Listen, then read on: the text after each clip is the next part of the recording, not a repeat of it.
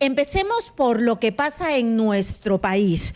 Nosotros ya hemos avanzado lo suficiente para no quedarnos al final de la cola en el tema de las vacunas, y se lo pregunto porque estos últimos días se ha estado hablando de dinero que hay que poner, que algunos países han pagado por adelantado para tener vacunas y que nosotros todavía no. ¿Qué hay de cierto? Y si es que o no es totalmente cierto. No, avances hay. Hace más de 6 meses se está negociando con los diferentes laboratorios. La Comisión Multisectorial, conformada por Cancillería y MINSA, vienen negociando desde hace más de 6 meses y han hablado con más de 10, 12 laboratorios que están investigando diferentes vacunas. Claro, el tema se complica cuando no se podía concretar acuerdos porque la legislación no lo permite. Pero afortunadamente se firmó ayer se firmó el decreto de urgencia donde va a permitir la compra de vacunas, no solamente vacunas, sino todos los materiales que se van a necesitar para la vacuna. Eso va a agilizar bastante y se va a poder concretar los acuerdos. Muy bien, pero ¿se tiene que pagar? ¿Hay algunos países que han pagado, que han hecho efectivo como un adelanto y que esto les da una mejor perspectiva o no es así?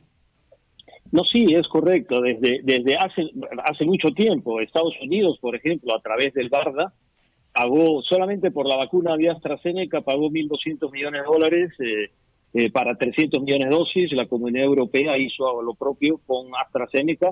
Y nosotros... Y no solamente AstraZeneca, sino con muchos otros laboratorios. Pero ojo que eso lo hicieron muchísimo antes de empezar fase 1, fase 2. O sea, era un capital de riesgo, ¿no? O sea, ellos invertían y ese dinero servía para la investigación con la condición de que si la vacuna salía aprobada, obviamente ellos tenían prioridad. El derecho a las dosis que les habían ofrecido. Eso es así. Principalmente los países desarrollados todos han hecho compras por adelantado, pero en etapa muy incipiente y un riesgo mayor, ¿no es cierto? El riesgo hoy día es bastante menor, pero siempre es un capital de riesgo, ¿no? ¿Y ya vamos a comenzar a pagar o no? ¿Cómo está la información sobre es decir, por ejemplo, esto de AstraZeneca? Lo que acaban de anunciar es que, bueno, continúa su investigación, pero digamos no va a ser en los plazos que se pensaba que se creyó que podían ser relativamente cortos, es decir, que la vacuna podría estar disponible el primer trimestre del próximo año. Pero, ¿cuál es la proyección que tienen ustedes de cuándo podríamos, o cuándo, digamos, el mundo podría tener acceso a una vacuna? A ver, sí, lo de AstraZeneca lamentablemente es algo que sucede en los estudios clínicos. Normalmente siempre se presenta algún caso o alguna reacción adversa. Justamente para eso son los estudios clínicos, a pesar de que la seguridad del producto se realiza en la fase 1, porque si hay efectos adversos en fase 1 ya no pasa ni siquiera a fase 2 y menos a fase 3. Lo que pasa es que durante fase 2 y 3 también se sigue investigando no solamente eficacia, sino seguridad. En este caso se detectó un caso en una paciente con esta famosa mielitis transversa, que sí es un tema complicado, pero ahora mismo está en investigación, que no lo hace AstraZeneca, dicho ese paso, lo hace un comité exterior y que ellos tienen que dar una recomendación que esperemos sea lo más pronto posible, porque dadas las circunstancias de esta coyuntura de pandemia, yo creo que van a emitir un reporte lo antes posible. Para determinar si este incidente es provocado por la vacuna o es un incidente de la propia... Claro, una condición que tiene que ver con el paciente, digamos, ¿no? Ahora, ¿y qué pasa con la vacuna rusa? Porque, digamos, que las autoridades rusas salgan, digamos, por el nivel de confrontación en la política mundial que hay, ¿no es cierto? Que salga Vladimir Putin a decir, tenemos una vacuna, puede ser tomado o no por la comunidad científica internacional, pero la revista The Lancet, que es una prestigiosa publicación científica, ha dicho que la vacuna es esperanzadora. Y lo mismo ha dicho la Universidad Johns Hopkins de los Estados Unidos, que es en este momento tomada como un referente con respecto a estos temas. ¿Cómo vamos con los rusos nosotros?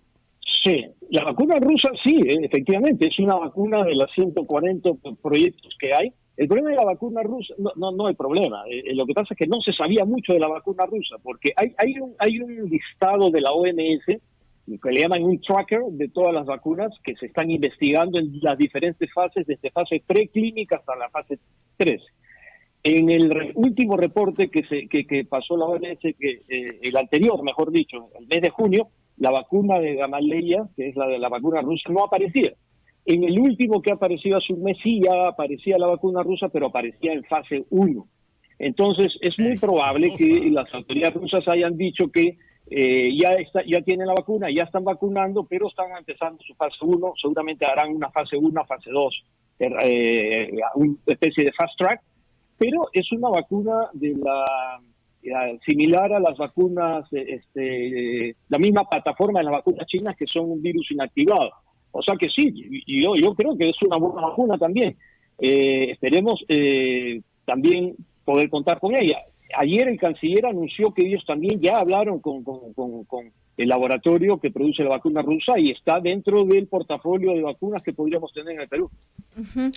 Yo quiero retomar el tema del pago por adelantado, porque usted nos ha dicho que fue cuando estos países desarrollados, cuando la vacuna estaba de manera muy incipiente, hicieron un pago y se aseguraron, pues, el tema de las dosis, porque era una inversión de riesgo, ¿no? Ayer el presidente de la República aprobó un decreto de urgencia para facilitar la compra de dosis. Vamos a comenzar a hacer pagos adelantados en esta etapa. ¿Todavía es posible hacer pagos adelantados o no? Sí, claro, sí. Las negociaciones están avanzadas con todos los laboratorios y obviamente para firmar los acuerdos hay algunos laboratorios que piden algún pago adelantado, probablemente otros no lo hagan, pero lo bueno y lo positivo es que ahora sí ya estamos en condiciones de cerrar acuerdos, cerrar contratos y garantizar el suministro de vacuna. Eso es lo más importante, ¿no? Lo que se hizo es ir a lo seguro y además me imagino que no teníamos el nivel de dinero como para invertir en la investigación. A ver, claro, el dinero para comprar la vacuna sí tenemos, es clarísimo, tampoco no estamos hablando de cantidades tan grandes si comparamos, por ejemplo, con lo que hemos perdido durante la cuarentena que ha sido sumamente estricta, ¿no?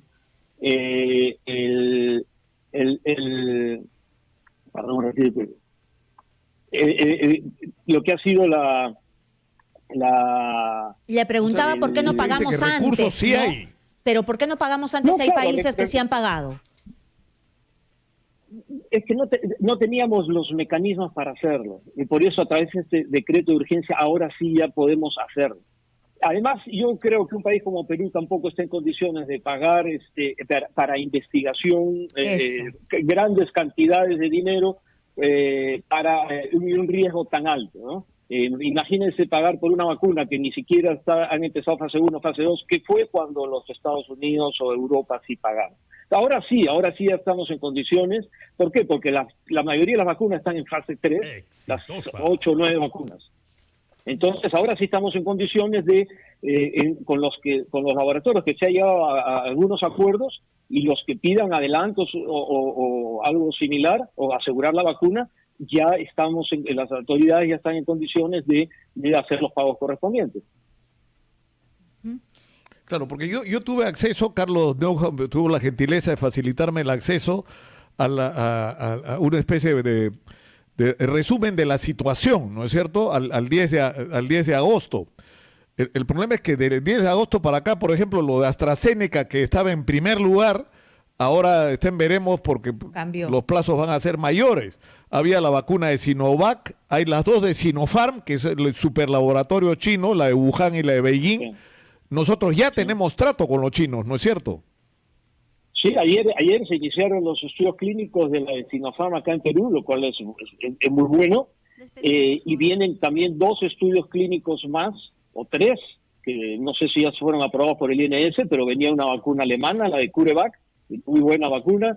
Venía la de Johnson & Johnson, ahora mismo. Y estaba también un estudio clínico con la vacuna de AstraZeneca, que seguro se seguirá en el momento que resuelvan el tema que sucedió en Estados Unidos. Entonces tenemos varios caminos. Sí. Claro, ahora lo increíble es que el 10 de agosto, la de Gamaleya, que es la vacuna rusa, estaba considerada en fase 1, pero ahora resulta que ya están en 3, ¿no? En este momento. Sí, hay ahora, con el tema de la pandemia, esto no es usual, pero con el tema de la pandemia están acelerando los estudios, entonces hacen estudios, juntan fase 2-3, ¿no? Hacen estudios fase 2-3 para probar, para seguir probando seguridad y nuevamente la eficacia de la vacuna, ¿no? El nivel de inmunicidad en el organismo, y si se generan la cantidad de anticuerpos que sean capaces de neutralizar al virus. Eso es lo que se trata la fase 2 y 3. La diferencia es que en la fase 2 se hace con pocos pacientes, entre 100 o 500, muchos. Y en la 3 ya se hace con miles de pacientes para buscar data estadística y conseguir las autorizaciones de las oficinas regulatorias.